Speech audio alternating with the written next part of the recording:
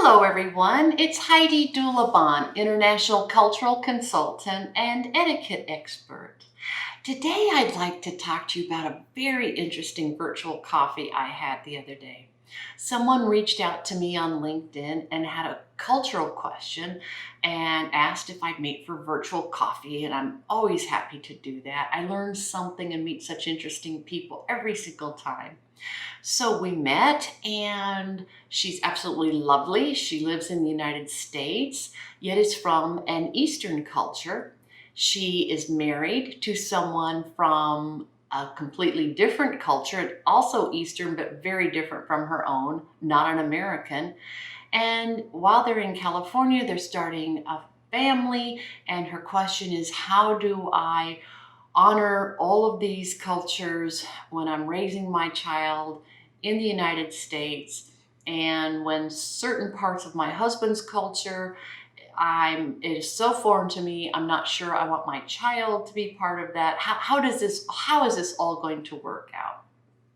So I think, isn't this such an interesting situation? And off the bat, I would say, how lucky is this child to be raised and exposed to all of these cultures from the very beginning? Languages, foods, cultures, families. I just think this child is given a gift right from the very beginning of the child's life. So I think that the mother is wonderful, reaching out and how to pay homage to all of the cultures. So my advice to her is discuss it with your husband that yes, we have decided at home we are going to raise our child in either one culture or the other, or how about a blend of both? Let's sort of make sure that as a child grows and at an appropriate age can understand that this is how things are done in one culture, say the mother's culture, yet things could be done differently in, say, the father's culture. For an example, let's take a look at some of the dining etiquette from these two different cultures. Mind you, they're living in the United States. So at home, the mother's culture, everything is very beautifully presented.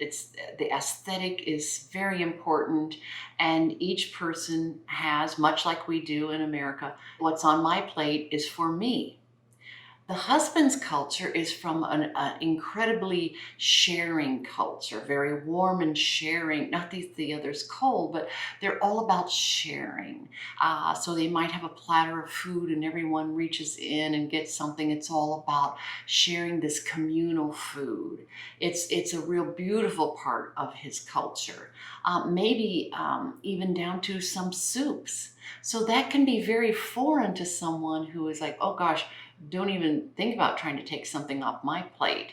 So what you can do is, as the child is growing and when family comes to visit and the family says, I want to have a big communal bowl of soup and everyone can just dip their spoon in and it will be great. And maybe you can say to that family member, we're not quite there yet. Once our child is a little older, then we'd like to introduce that part of your beautiful culture to them. But for now, we're just trying to raise them with more of a what's on their plate is theirs. But there is sharing also. Maybe we're not quite at the soup level yet.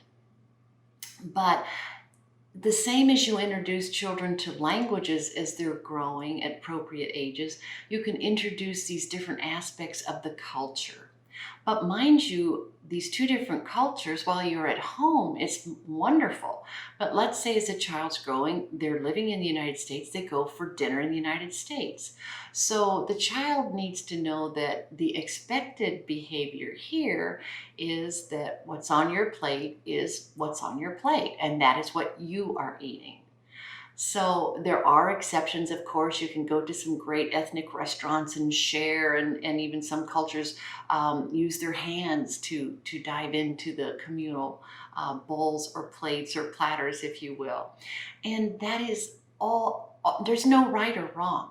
This is all part of these cultures that are really beautiful. And the differences, we need to celebrate these differences, but we just need to know when and where certain behaviors are expected. So in restaurants in the United States, the child should know the American way of dining, that holding a knife and fork properly, how to behave at the table, that no, you're not going to be sharing your food at say, a fine restaurant.